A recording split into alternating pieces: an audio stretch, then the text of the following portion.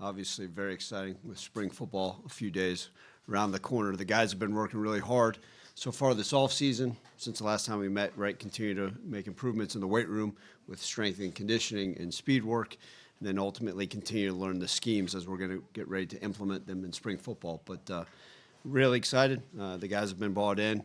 A few days of work, then they have spring break, and then we'll come bring them back and continue through the duration of spring football. Obviously, the spring game, which has been announced, couldn't be more thrilled to continue to work and see what we're capable of. You've done a pretty extensive list of public event type things, speaking, and then you guys did this. Don't know whose brainchild it was, but what part of your job do you feel like is getting the fan base back involved in Arkansas football? How important is that for what you're doing? Yeah, Tom, I think that it's my job as a head coach is to make sure that we're hitting on every aspect of this football program, right? Obviously, the biggest thing we can do is with our day-to-day with our players, but like I've told you guys, even from the very beginning, right, including former players, right, Razorback players and former players that from Arkansas, including them part of our program, touching base with donors, interacting with people throughout the entire state, whether it's going giving speaking engagements in Little Rock or around town here. I think that's important. We've got a tremendous fan base, and we're so fortunate that so many people love the Razorbacks, love Arkansas football, and are excited about what's coming. And so the more opportunity we have the chance to kind of share our vision, tell people what we're all about, the opportunity for people to hear me speak. One, it not only hopefully gets the fans excited, but they have an understanding, okay, who's this Ryan Silverfield guy? What's he all about? What's the program all about? What's occurring? Right? When he talks about culture, what does that really mean? And quite frankly, it helps with recruiting a lot because people are seeing us and have an understanding. So it's been great. The reception's been phenomenal. Just so many people in this great state, like I said all along. And the more we have the opportunity to interact with our great fans, the better.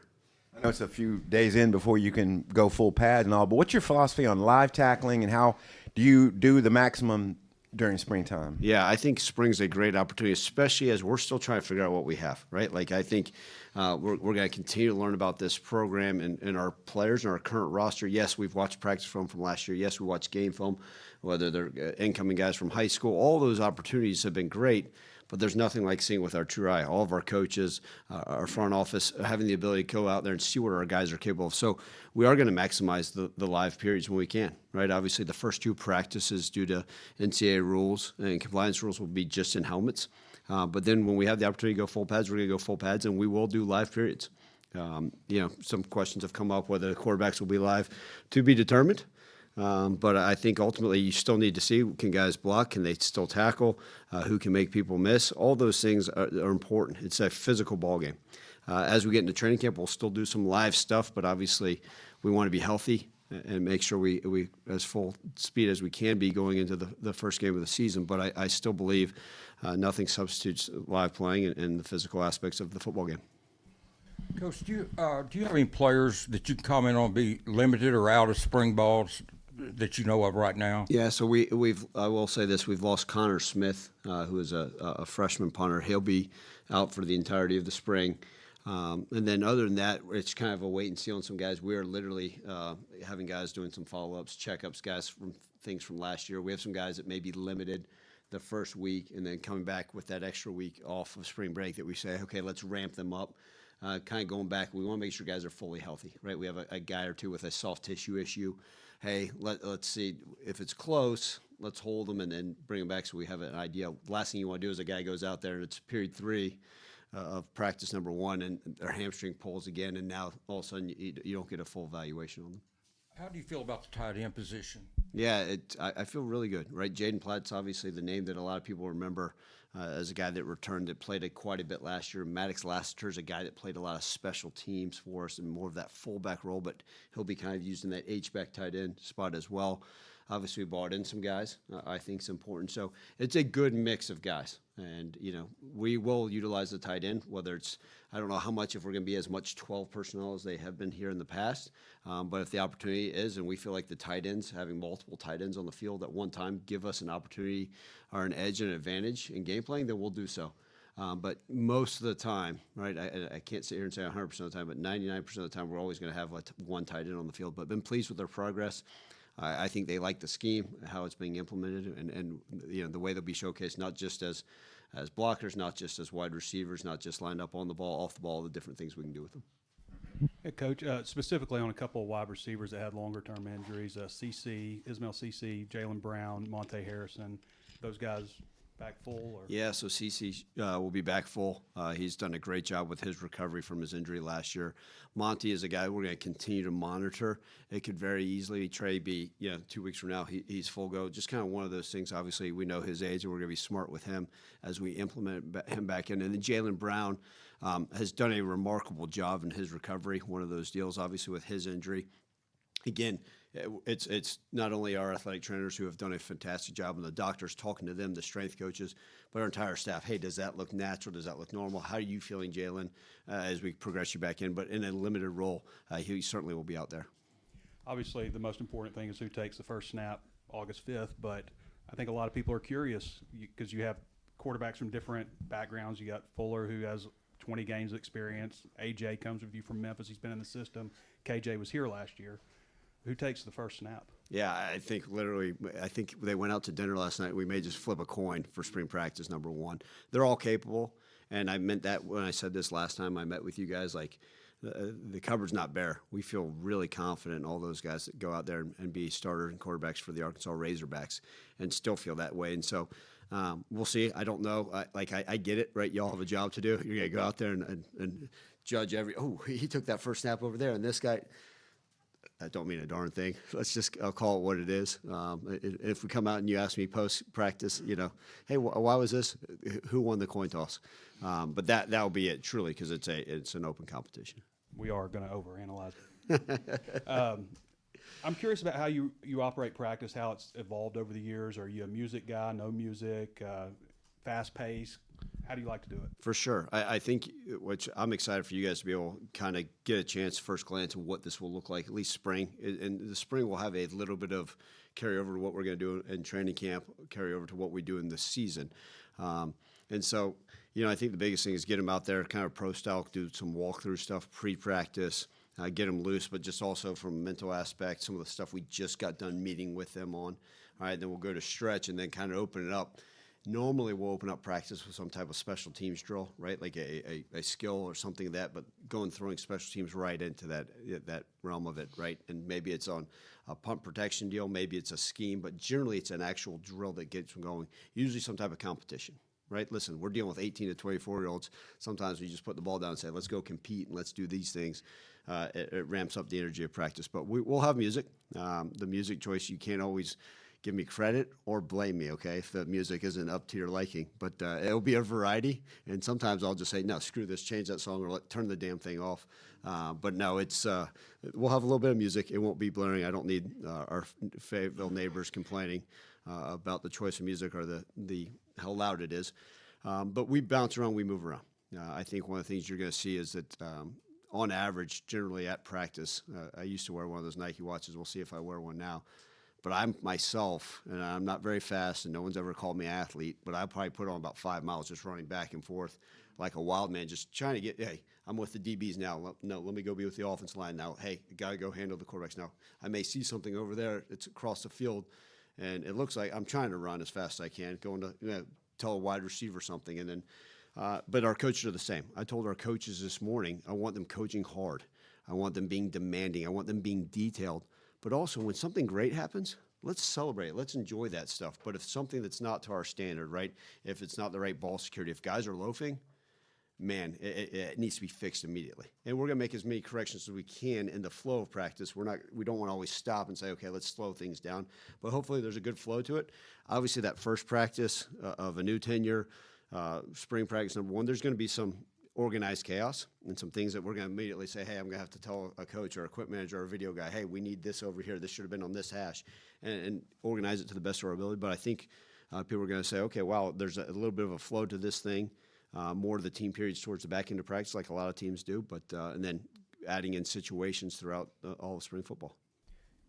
In recent years, it was pretty normal to see players go through spring practice and then in the portal afterward. But now with this one portal window, maybe a little bit more roster certainty. How does that affect what spring practices are like? Getting to know that this is your roster. Yeah, well, as we sit here today, at 1:04 p.m. on this Wednesday, the calendar is supposedly staying the exact same. Now, we could get done with this press conference and the NCAA come out and say, hey, we decided to add 2 more transfer portal windows and all heck's going to break loose, right? And then I've got to sprint and we got to go figure out what the heck's next. But as of now, there's no spring transfer window. And so we're assuming our roster, and that's great because it kind of gets you the understanding of implementing things. We can also sit there and say, hey, let's throw more at them, because they're going to stay here and they have the opportunity. But also you can say, hey, if we're not ready to advance from day 7 install to day 8, hold on, let's pump the brakes. Let's make sure they handle this because we're going to have the opportunity for these same guys during OTAs, during training camp, to be able to get those things fixed. But it is kind of nice. Let's just call it what it is. I think any coach that sits here or any general manager sits here and says, oh, yeah, January is just an absolute blast. You know, all the free time I had, they're full of it. So I think that the ability to sit there and say, okay, hey, here's who we have. It gives us the opportunity to really evaluate and not have to sit here and say, well, what about this? Like, okay, and who can we get better? It's no longer the excuse of, well, this guy, the second string guard's not getting it done. Let's go replace him in the portal. It's, hey, okay, what are the things that we can improve upon with him? And then we also have an understanding of what our team is. You know, everybody always says, hey, Ryan, what's the scheme going to look like? We have our generalities, right? Our base stuff that we're going to run on offense, defense, and special teams. But if all of a sudden we have a left-footed punter, that may change something we do in the punt scheme. If all of a sudden we decided that we're going to use more tight ends and we're going to be a 13 personnel team, well, that's going to change some of the stuff we're going to do later on in spring and in this offseason, right? An idea, oh, hey, I didn't know this guy was capable of this on defense, or this guy's really great at communicating. Let's move him to this spot. And so I think that's going to kind of allow us to understand where the pieces of the puzzle are and a better understanding of what our roster's all about, what we're really capable of, and then kind of continue to grow from there. Coach, going back to the quarterbacks, you said flip a coin for who takes the first snap, but do you anticipate them both getting first-team snaps within the practice? Do you want one guy to work first team one day, change the next day?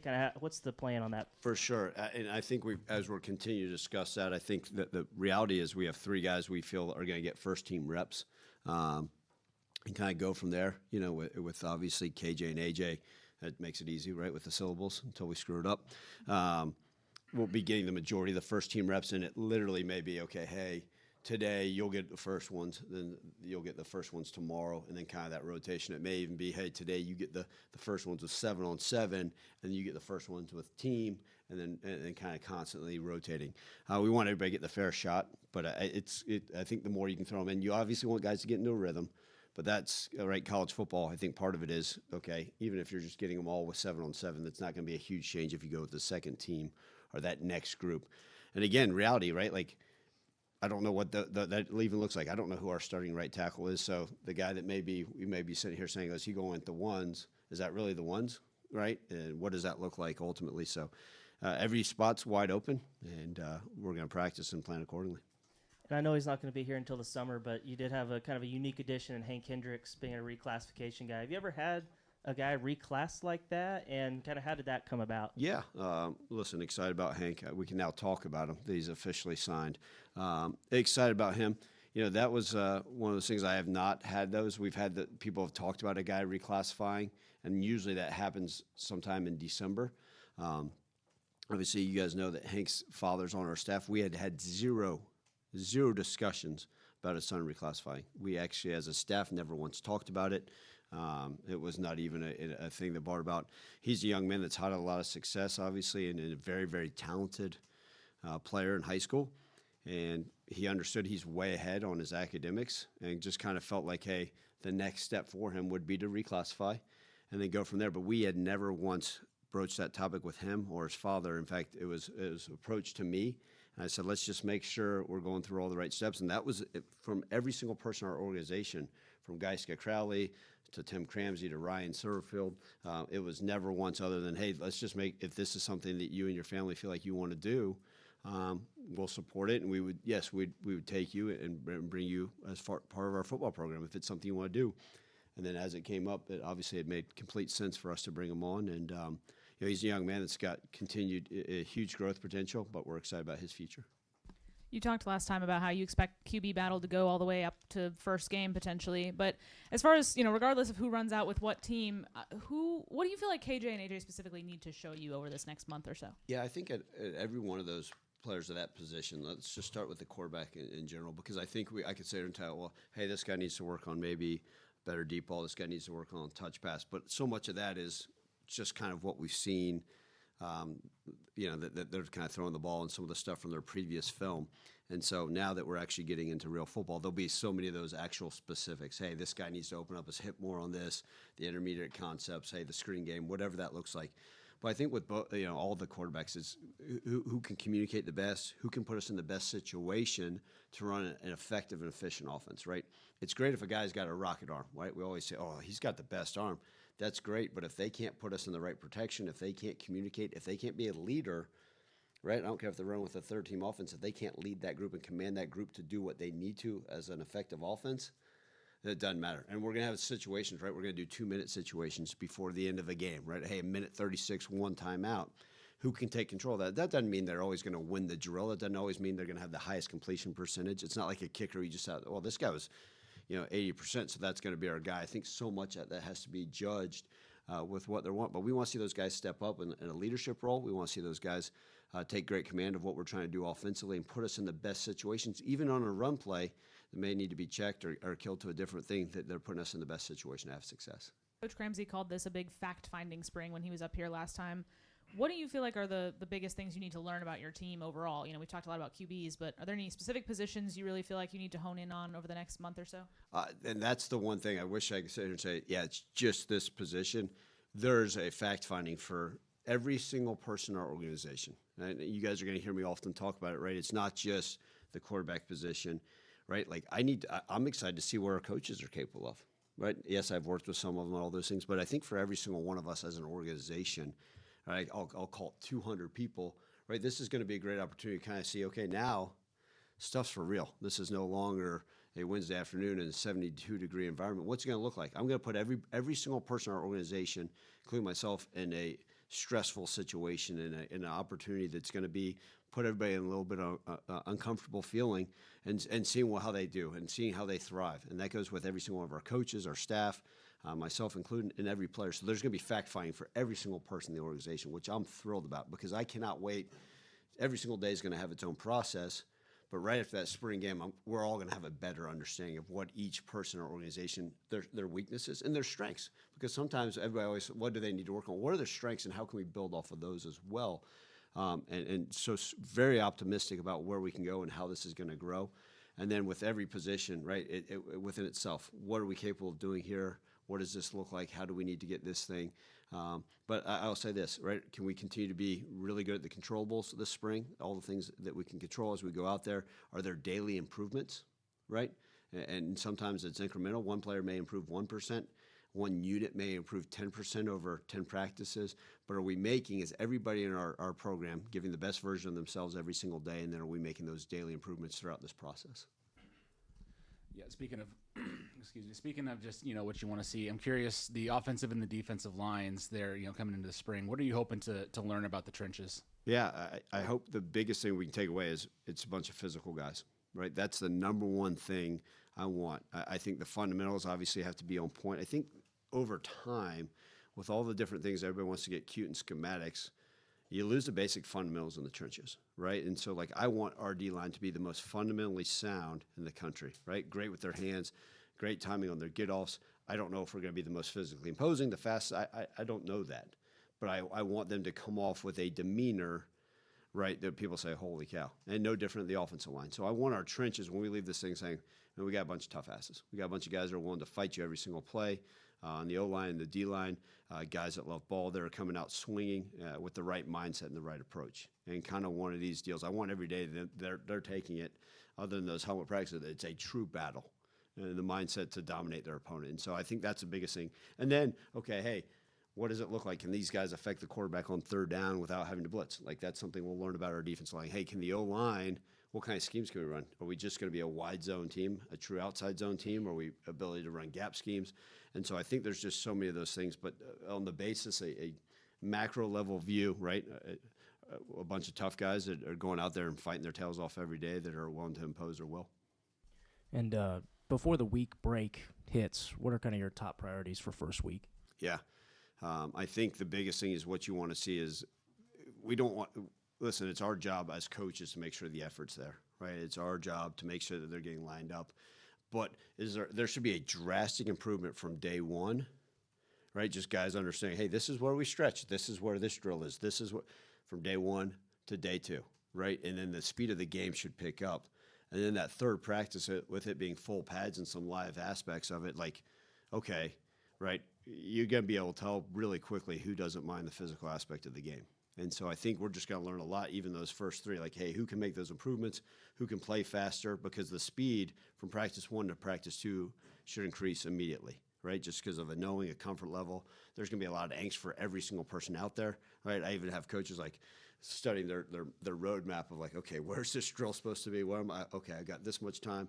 And so it's flowing a little bit smoother, and it's my job to orchestrate that, and our job is to make sure we're all on the same page. But ultimately, okay, hey, we improved every single day, back to what I was saying earlier. And then when we get back from that break, okay, the base installs, days 1 through 3 installs are in. Can we still be able to retain that information and go out there for that fourth practice and do it at a high level? And are you continuing, or I guess are you planning to continue the war on the hill into the spring, or planning on having anything similar? I love it. Great question. Yeah, so that the war on the hill that we kind of talked about, we will continue to do it. It may be something as simple as we get closer to the Masters week, like maybe we'll do a chip shot for each team for a golf, and that's worth some points. But the one thing we'll continue to do is we monitor, right? Each team is still responsible for community service, right? Their academics, culture violations, all those things. So that's kind of cool because it's still monitored every single day. In fact, we'll even implement a lot more of it into special teams. So we'll do some special teams drills instead of just, hey, running back and forth to the cone and blocking each other. It may be Hog Team 6, right, versus Fayetteville's Finest, and they're doing a drill versus each other. It's a special teams competition. Get to see guys do it in a different manner. So we're going to continue to implement all that all the way through the end of spring. Coach, some guys that maybe took a jump during off season. Any guys in particular? No, I think you get to see once these guys got settled in, you know, and a lot of it's these freshmen, right? Like you get these freshmen that have graduated high school, right? They should be thinking about prom and all the other things, and all of a sudden they're thrown right into the mix and they're like, oh, well, I lifted weights in high school, I ran, and they're just oh, wait a second, this is SEC football and the strength and conditioning. And then even for the transfers, right? A lot of people, I came from this school, so this is, we won a bunch of games, so this is going to be easy. And they get hit in the face, and they're like, holy cow, this is a lot. This is just like I told them in recruiting, like we're going to outwork people. We're going to do these things at a high level. So I've just been pleased that first 2 weeks for a lot of people was, man, a baseball bat square in the nose. And then, okay, I can get through this. I'm going to push through this. I'm sore. I'm tired, all these things. But embracing now what it's all about. And so, I think it wouldn't be fair to just single out a single individual. But I've been pleased, especially a lot of those true freshmen, because at first you're like, man, he's just a baby. But you get to see some of the growth for some of those guys. And it's not that I'm trying to avoid giving you guys specific names, but it wouldn't be fair because I'm truly there's a handful of guys that are still taking that baseball bat to the face every day and need to be able put that catcher's mitt in front and say, okay, I'm going to grow up and I'm going to be able to handle this the right way. But the majority of the guys on our roster have said, okay, cool, this is what this is all about. We're going to attack this thing head on and actually going to take that baseball bat and swing it back the other way. Any more questions for Coach? Trey, you wrap